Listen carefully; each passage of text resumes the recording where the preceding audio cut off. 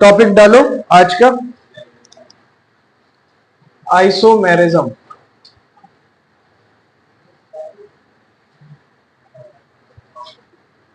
आज हम बात करेंगे इनऑर्गेनिक के आइसोमेरिज्म की, खासकर से कोऑर्डिनेशन कंपाउंड में। ठीक है, आइसोमेरिज्म, आइसोमर का मीनिंग क्या होता है?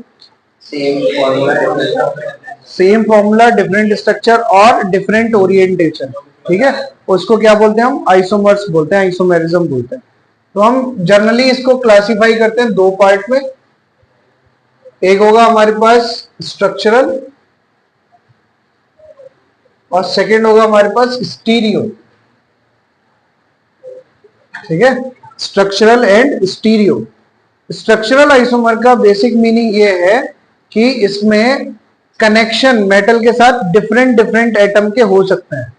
यानी जो मेटल अभी कनेक्ट है, हो सकता है कि दूसरा जो एटम अभी कनेक्ट है, हो सकता है कि अगले आइसोमर में दूसरा एटम कनेक्ट हो जाए, लेकिन ओवरऑल फॉर्मूला क्या रहेगा? सेम रहेगा। ठीक है, स्ट्रक्चरल की बेसिक कंडीशन चाहे ऑर्गेनिक में हो चाहे इनऑर्गेनिक में हो, सेम रहती है कि कनेक्शन डिफरेंट हो सकते हैं।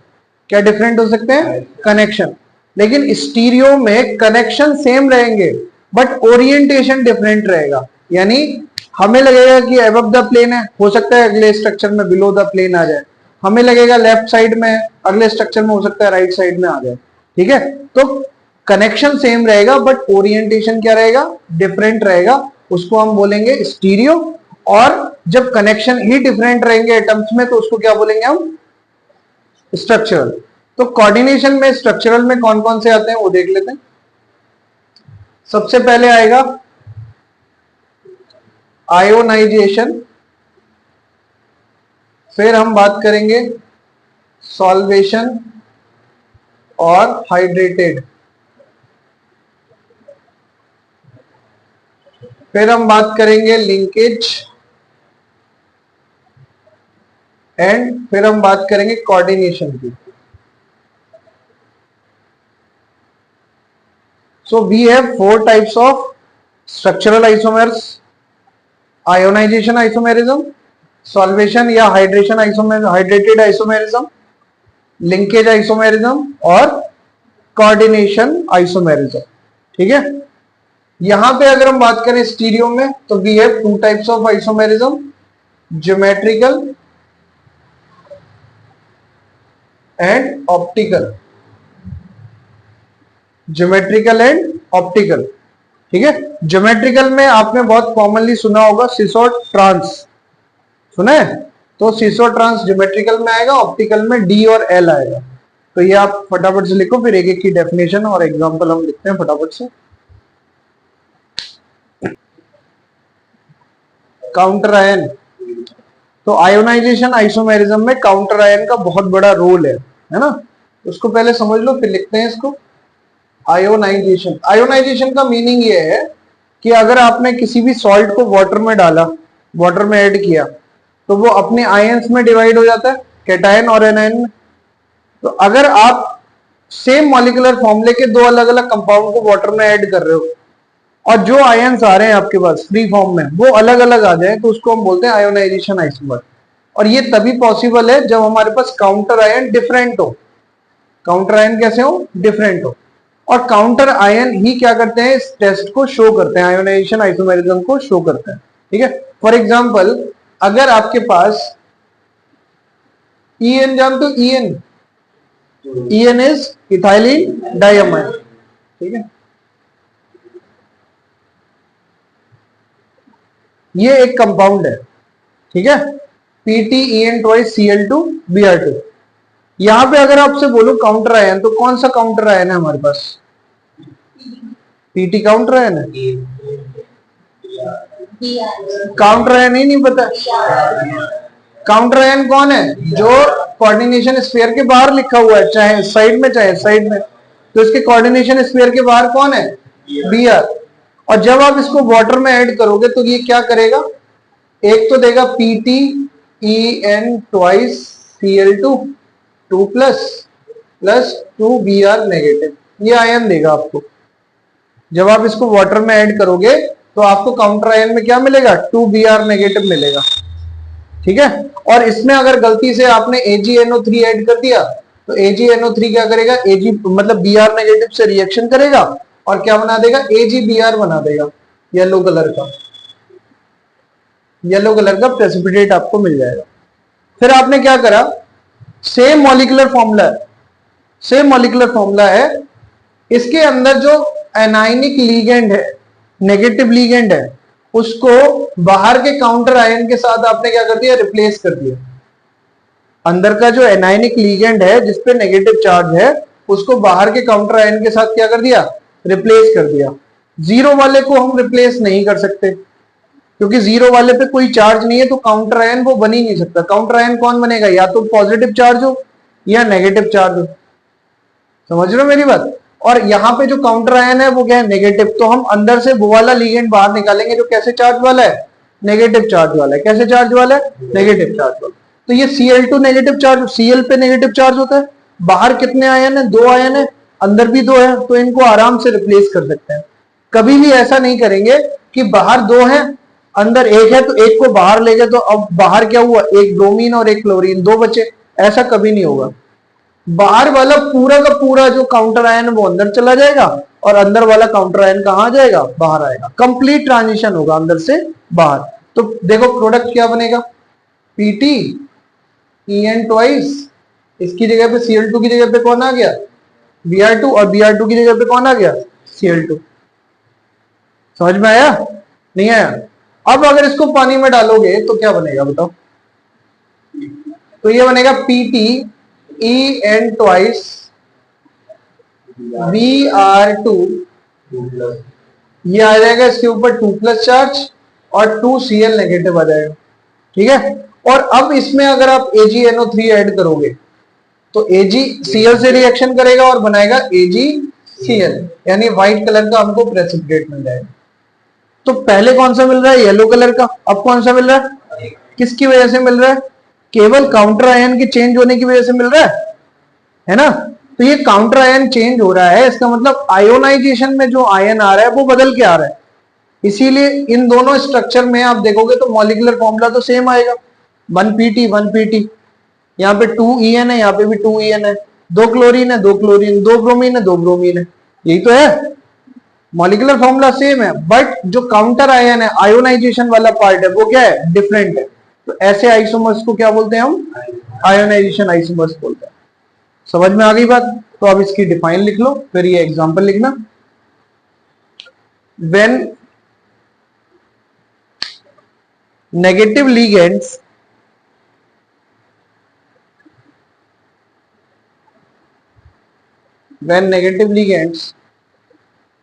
is exchanged with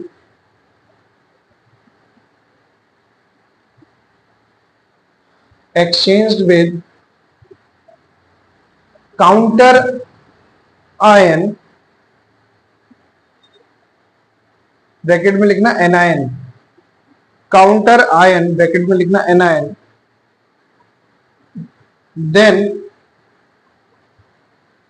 ionization part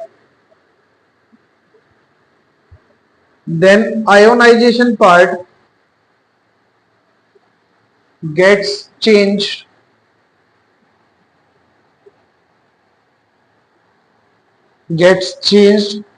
and isomerism known as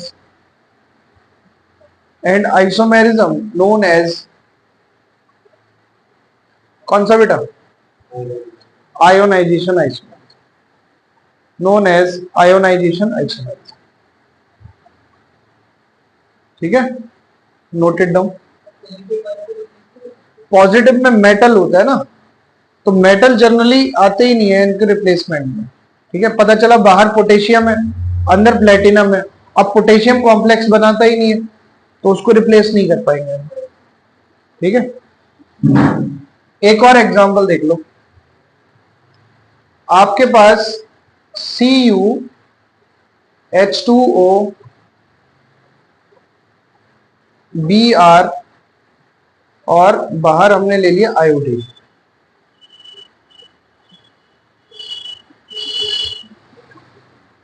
ठीक है, CuH2O होल थ्राइस Br और बाहर है हमारे पास आयोडीन। अब अगर आप ध्यान से देखेंगे तो जब आप इसको वाटर में डालेंगे तो क्या मिलेगा? आई नेगेटिव। काउंटर आयन कौन है? आई नेगेटिव। तो आपको तो आई नेगेटिव मिलेगा। और अगर मैं यहां से अंदर से Br को आयोडीन के साथ एक्सचेंज कर दूं तो मॉलिक्यूलर फॉर्मूला तो सेम रहेगा, लेकिन क्या होगा चेंज? आयोनाइजेशन पार्ट चेंज हो जाएगा। CuH2O थ्राइस आयोडीन, यहां पे आ गया Br। अब इसको अगर वाटर में आप ऐड करोगे तो आपको काउंटर आयन क्या मिलेगा? Br negative. तो पहले आपको आयोडाइड आयन मिल रहा था, अब आपको कौन सा आयन मिलेगा? Br negative. क्या सेम है? नहीं है ना, अलग अलग है। तो आयोनाइजेशन वाला पार्ट अगर चेंज हो जाए तो उसको क्या बोलते हैं? Ionization isomerism. ठीक है, क्लियर है? लिख लो इसको।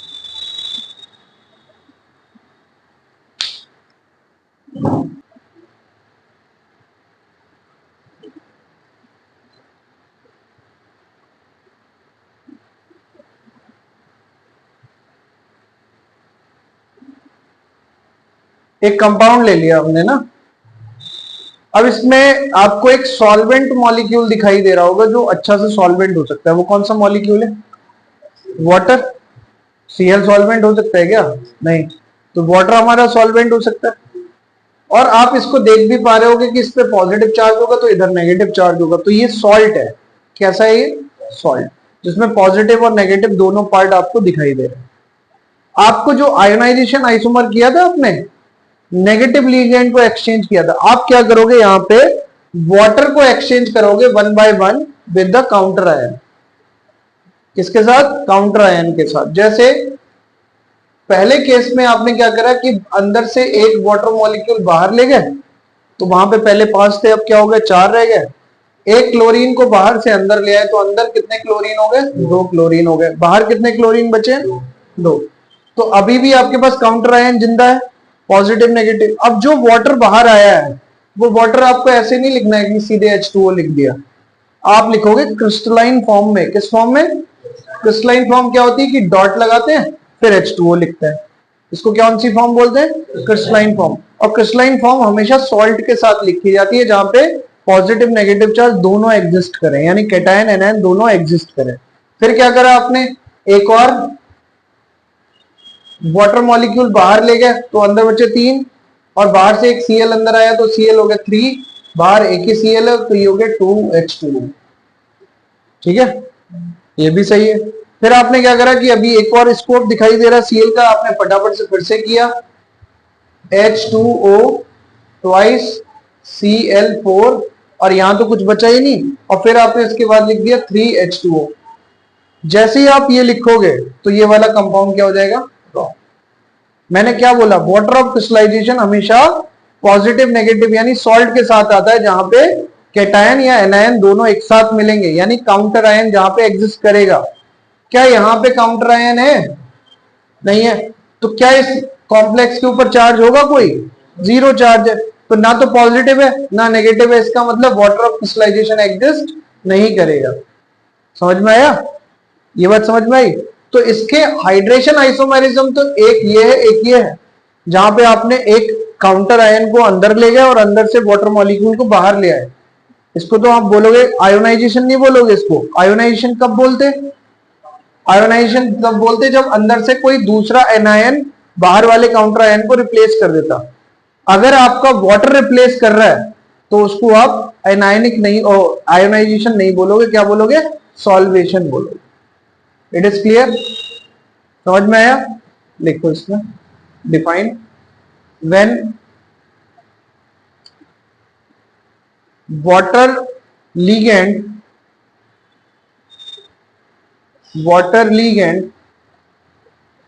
is replaced with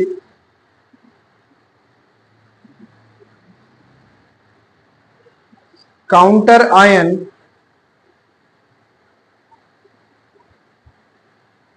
in the form of water of crystallization, in the form of water of crystallization, then it known as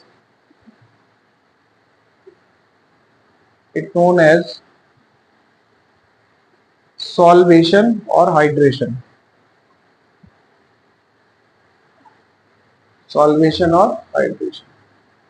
ठीक है, इसके बाद एग्जांपल लिख लेना सस्ते से.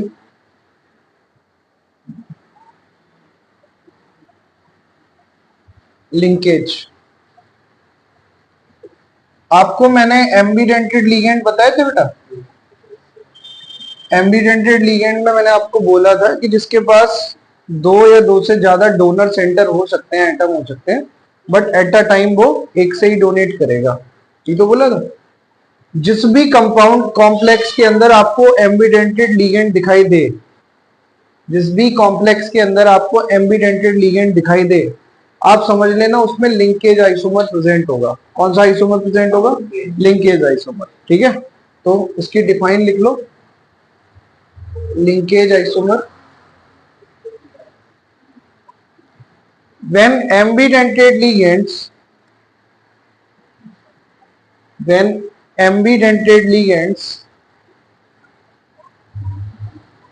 are present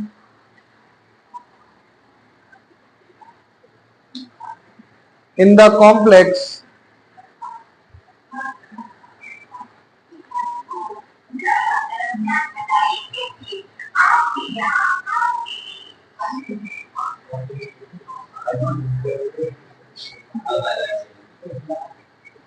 लिखना.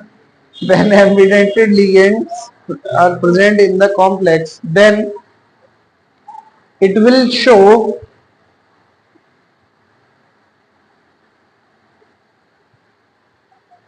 different linkage with central metal ion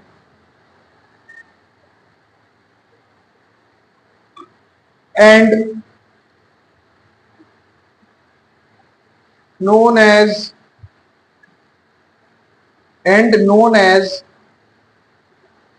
linkage isomers. आपको एक कॉम्प्लेक्स गिवन है, यहां पे ध्यान से देखो. FeCl4Cn twice. दो लिगेंड है हमारे पास, एक Cl है और एक Cn है. इन दोनों में से एम्बिडेंटेड कौन है? बोलो. Cl. Cn कौन सा होगा? एम्बिडेंटेड. एम्बिडेंटेड का मतलब ये है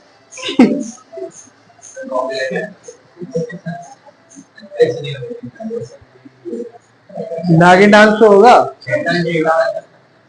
कह देंगे चकना है, बोल देता है वो बाहर से, क्या करे. एम्बिडेंटेड लिगेंड का मतलब ये है कि जिसके पास दो डोनर सेंटर होते हैं. अब जैसे साइनाइड है, तो साइनाइड में दो डोनर सेंटर है, एक कार्बन है और एक नाइट्रोजन है. तो ये कार्बन से भी डोनेट कर सकता है और नाइट्रोजन से भी. कार्बन से डोनेट करेगा तो इसको बोलेंगे साइनाइडो, और नाइट्रोजन से डोनेट करेगा तो आइसोसाइनाइडो. ठीक है, तो नेम भी अलग अलग हो गए. अब क्या करना है, आप ऐसा भी तो कर सकते हो कि एक साइनाइड को चेंज करके एनसी में लिख दो. मॉलिक्यूलर फॉर्मूले में तो कोई चेंज नहीं आएगा, लेकिन कंपाउंड चेंज हो जाएगा. FeCl4.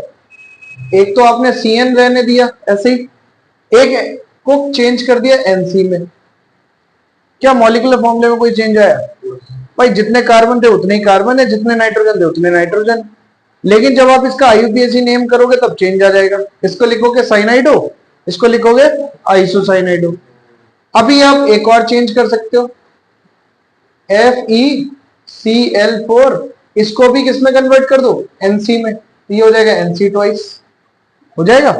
तो इसका नेम, इसका नेम, इसका नेम, क्या तीनों का नेम सेम होगा?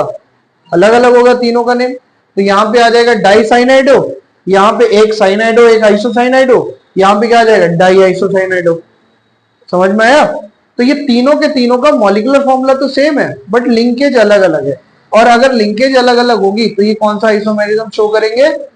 लिंकेज आइसोमेरिज्म शो करेंगे. और ध्यान रखना, जहां पे भी एम्बिडेंटेड लिगेंड दिखाई दे तो आंख बंद करके भी लिंकेज पे टिक मार दोगे तो भी पूरे नंबर मिलेंगे. लेकिन टिक सही जगह लगना चाहिए, है ना, लिंकेज पे ही. आंख बंद करा और पता चला कि टिक मार दिया, मौज आ जाएगी एकदम.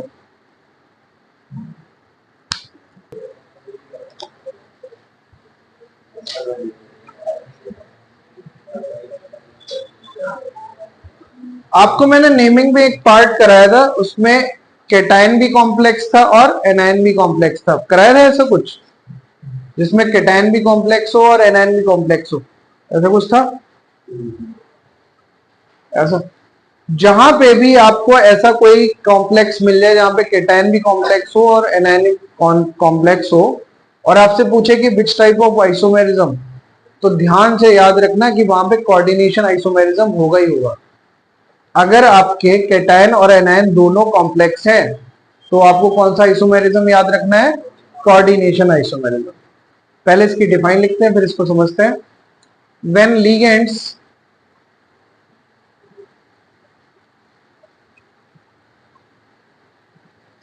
gets interchanged when ligands gets interchanged between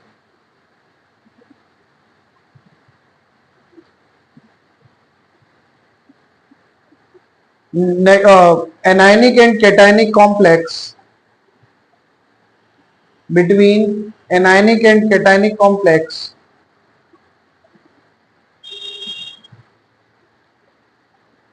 then it shows coordination isomerism. Then it shows coordination isomerism.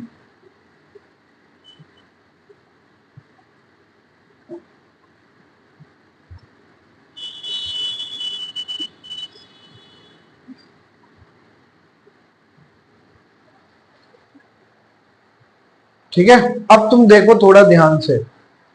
हमारे पास एक कॉम्प्लेक्स है PTNSC 6 FeCN6। इधर वाला पार्ट है पॉजिटिव, इधर वाला पार्ट है नेगेटिव। हमेशा पॉजिटिव पार्ट पहले लिखते हैं, नेगेटिव पार्ट बाद में लिखते हैं, ये तो पता ही होगा। हमने क्या करा कि लिगेंड को एक्सचेंज कर दिया, यानी इधर साइनाइड को प्लेटिनम के साथ भेज दिया, अमोनिया को आयरन के साथ भेज दिया।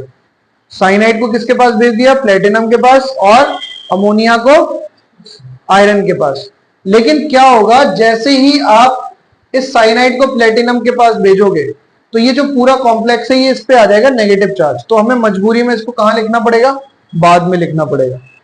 और अमोनिया को जब आयरन के पास शिफ्ट करेंगे तो ये पूरा क्या हो जाएगा? पॉजिटिव, तो हम इसको लिखेंगे पहले। तो इस कॉम्प्लेक्स को, इस आइसोमेरिज्म को देखने में ये लगता है कि मेटल एक्सचेंज हो रहे हैं, कि पहले प्लेटिनम लिखा था, प्लेटिनम इधर आ गया, आयरन इधर लिखा था, आयरन इधर चला गया। देखने में, रिप्रेजेंटेशन में ऐसा लगता है कि कौन एक्सचेंज हो रहा है?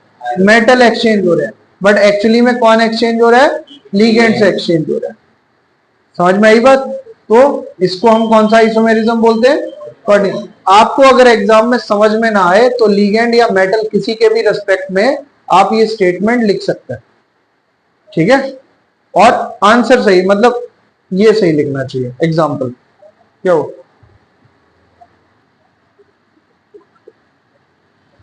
ज्योमेट्रिकल आइसोमेरिज्म समझने से पहले एक चीज समझ लो, हमारे पास 3 एक्सिस होते हैं। अगर मैं इसको x कंसीडर करूंगा तो ये वाला भी x ही होगा, है ना? अगर ये y है तो ये वाला भी y होगा, और अगर ये z है तो ये वाला भी z होगा। मैंने अगर x y z ऐसे लिए तो जरूरी नहीं है कि आप भी ऐसे ही लोगे या कोई भी ऐसे ही लेगा। किसी का अगर मन कर रहा है तो वो इसको x, इसको y और इसको z लिख सकता है, तो उसी रेस्पेक्ट में आपको यहाँ पे भी चेंज करना पड़ेगा। समझ में आया? तो एक्सिस एक दूसरे के म्यूचुअली परपेंडिकुलर होते हैं, ये तो हमें पता है। x y के परपेंडिकुलर होगा, y z के परपेंडिकुलर होगा, z x के परपेंडिकुलर होगा, यानी इन सब के बीच में कितने डिग्री का एंगल बनता है? 90 डिग्री का। इट मींस z और y के बीच में यहाँ पे 90 डिग्री एंगल बन रहा होगा। ये हमें ऐसे लग रहा है बट एक्चुअली में ये क्या है? बाहर की तरफ है, तो इसमें 90 डिग्री बन रहा होगा। y और x में कितने डिग्री का बनेगा? y और x में कितने डिग्री का बनेगा? 90। तो हमेशा याद रखना कि दो डिफरेंट एक्सिस के बीच में कितने डिग्री का एंगल बनता है? 90 डिग्री का। और यहीं से हमारी स्टार्टिंग होती है GI की, ज्योमेट्रिकल आइसोमेरिज्म की। कोऑर्डिनेशन केमिस्ट्री में ज्योमेट्रिकल आइसोमेरिज्म में कोई और रेस्ट्रिक्शंस नहीं है। सिंपल सा रेस्ट्रिक्शन ये है कि भाई प्लेसिंग बड़ी तमीज की होनी चाहिए। टेट्राहेड्रल अगर होगा तो वहां पे जीआई शो नहीं होगा, स्क्वायर प्लेनर होना चाहिए, यानी एक्सियल हमारे पास ज्योमेट्री होनी चाहिए। कैसी ज्योमेट्री होनी चाहिए? एक्सियल ज्योमेट्री होनी चाहिए। ठीक है, और अगर एक्सियल ज्योमेट्री है तो हमें सिस भी आराम से मिलेगा और ट्रांस भी आराम से मिलेगा। एक छोटी सी बात और समझना, अगर मेरे को 180 डिग्री का सेपरेशन बनाना है तो हमेशा ध्यान रखना कि ये दोनों के दोनों सेम एक्सिस पे ही होने चाहिए, क्योंकि आप एक्स और वाई में कभी भी 180 डिग्री का सेपरेशन नहीं दे सकते। दे सकते हो क्या? हमेशा 90 का ही रहेगा। और अगर आपको 180 डिग्री का सेपरेशन देना है तो एक्स और एक्स में ही हो सकता है, एक इधर हो एक इधर हो तभी 180 होगा, एक इधर हो एक इधर हो तभी 180 होगा, एक अपसाइड हो या डाउन साइड हो तभी 180 होगा। अगर ये दो अलग अलग एक्सिस पे आपने रखे और आपने कहा कि इसमें 180 का डिफरेंस है तो बेटा 0 नंबर मिलेंगे। कभी भी दो अलग एक्सिस पे रखे हुए लीगेंड्स या कोई भी पॉइंट्स 180 का डिफरेंस शो नहीं करते। मैं ये बात क्यों कह रहा हूं? क्योंकि ज्योमेट्री बनाते टाइम पे हम ये भूल जाते हैं कि ये रिपीट हो रही है या नहीं हो रही है, और हम काउंट कर लेते हैं उसको। ठीक है, अगर आपने एक्स एक्सिस वाई एक्सिस सब में रख दिया और आपने फिर उनको घुमा दिया, जैसे आपने इसको बोला एक्स एक्सिस है, मैं बोल रहा हूं इसको जेड एक्सिस है, उससे कोई फर्क थोड़े ना पड़ेगा, रहेगा तो म्यूचुअली परपेंडिकुलर ही। समझ में आया? तो ये बहुत इंपॉर्टेंट रूल है जो इसमें जीआई में काम आएगा। तो जीआई में या ज्योमेट्रिकल आइसोमेरिज्म में लिखो, this type of isomerism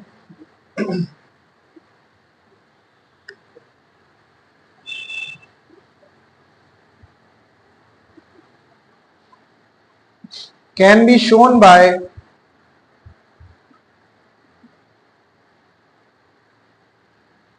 structure of the complex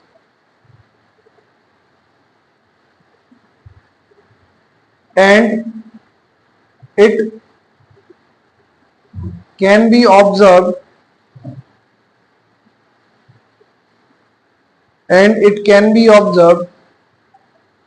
in coordination number 4, 5 and 6. In coordination number 4, 5 and 6.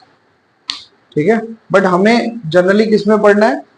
4 and 6 में पढ़ना है, 5 में नहीं पढ़ना। ठीक है, इसमें आगे लिखना, in coordination number 4, in coordination number 4 there is two possible geometries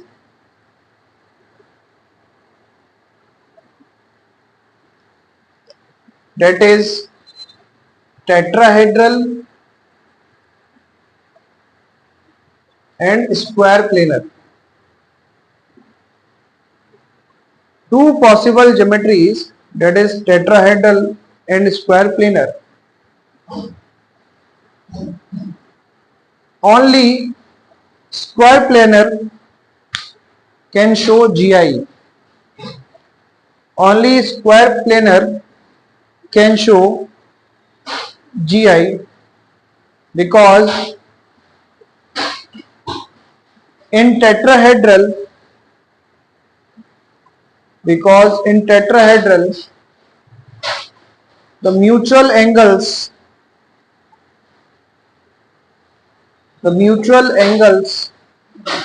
are constant. The mutual angles are constant. ठीक है, बाकी की डिटेलिंग करेंगे कल, समझेंगे कि क्या होता है सिस, क्या होता है ट्रांस और ओआई क्या होता है, और कल बहुत छोटा सा ही है। ठीक है।